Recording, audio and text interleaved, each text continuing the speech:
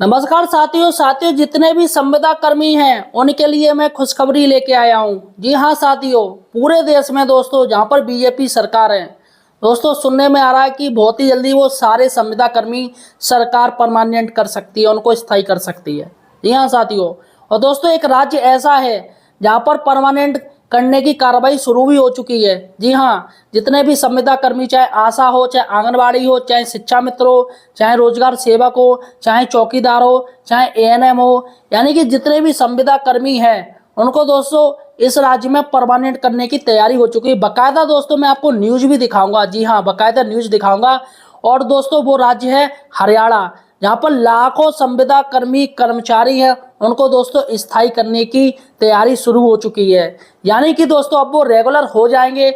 इसके साथ ही दोस्तों हरियाणा में बीजेपी की सरकार है, नायब सैनी उनके मुख्यमंत्री है। पहले मनोहर लाल खट्टर थे, उनको हटा के नायब सिंह सैनी को रखा गया है दोस्तों। अब ऐसे में दोस्तों नायब सिंह सैनी ने ऐसा तोहफा दिया है हरियाणा में, और हरियाणा में बीजेपी सरकार है साथियों। अब ऐसे में जिन जिन राज्यों में बीजेपी सरकार है दोस्तों, वहां पर संविदा कर्मियों के लिए बहुत बड़ी राहत वाली बात है। फिलहाल दोस्तों मैं आपको वो न्यूज दिखाने जा रहा हूँ। इसके साथ ही सही और सटीक जानकारी के लिए आप हमारे चैनल बेरोजगार हेल्पर को सब्सक्राइब कर लीजिए। पूरे यूट्यूब में आपको कोई सही जानकारी नहीं देगा, सिर्फ हमारा चैनल ही आपको सही जानकारी देगा। चलिए सबसे पहले आप वो न्यूज देख लीजिए, वो आदेश देख लीजिए क्या न्यूज है। यहाँ पर ये न्यूज जो चैनल है, न्यूज आर्टिकल लिखता है प्राइमरी का मास्टर, काफ़ी रेपुटेटिव ये चैनल है दोस्तों। ये पूरा का पूरा सही न्यूज़ देता है। तो यहाँ पर इसमें देखिएगा, इस राज्य में संविदा कर्मचारियों को परमानेंट करने की प्रक्रिया शुरू। लाखों संविदा कर्मचारी अब रिटायरमेंट तक पाएंगे काम, और पीएफ की सुविधा भी चलेगा। दोस्तों देखते हम पूरी ये खबर आपको सुनाते हैं। इस राज्य में संविदा कर्मचारियों को परमानेंट करने की प्रक्रिया शुरू। लाखों संविदा कर्मचारी अब रिटायरमेंट तक पाएंगे काम, पीएफ की सुविधा भी। चंडीगढ़ चंडीगढ़ जो कि हरियाणा की राजधानी है और पंजाब की भी राजधानी है, ज्वाइंट राजधानी है। आगामी विधानसभा चुनावों इलेक्शन को ध्यान में रखते हुए पिछले दिनों हरियाणा की नायब सैनी सरकार गवर्नमेंट ने कैबिनेट की एक बैठक में कई फैसले लिए थे। सबसे चर्चित फैसला नियमितीकरण से जुड़ा था।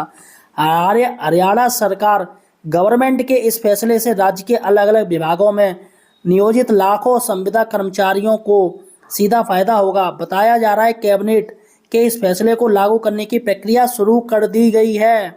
साथियों ध्यान दीजिएगा, यहाँ पर शुरू कर दी गई है, चलेगा।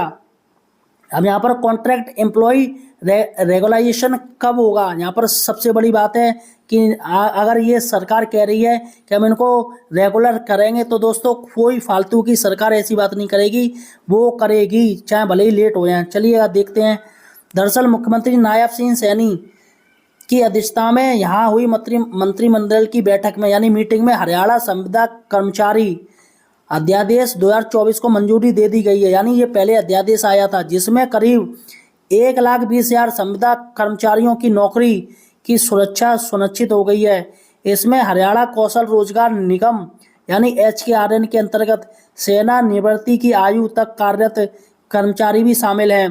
फैसले के मुताबिक अब किसी भी कर्मचारी को जब से नहीं हटाया जाएगा, बल्कि भी अपने सेनावृत्ति के उम्र तक कार्य करते रहेंगे। यानी कि अब आप बीच में नहीं हटा सकते हो, क्योंकि संविदा कर्मी जो कर्मचारी हैं उनको डीएम बर्खास्त कर सकते हैं, लेकिन अब ऐसा नहीं होगा, चलेगा। और देख लेते हैं। मुख्यमंत्री सीएम ने बताया कि 15 अगस्त 2024 तक 5 साल की सेवा पूरी करने वाले संविदा कर्मचारी नई योजना के पात्र होंगे।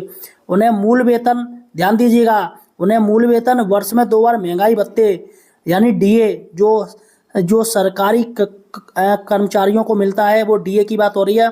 इसके साथ ही वार्षिक वेतन वृद्धि और मृत्यु से सेनावृत्ति ग्रेजुटी लाभ, यानी कि अगर डेथ हो जाती है तो आपको ग्रेजुटी लाभ मिलेगा, और मातृत्व और स्वास्थ्य लाभ प्राप्त होगा। यानी कि अगर आप महिला हैं तो आपको CCL और मैटरनिटी लीव आपको मिलेगी।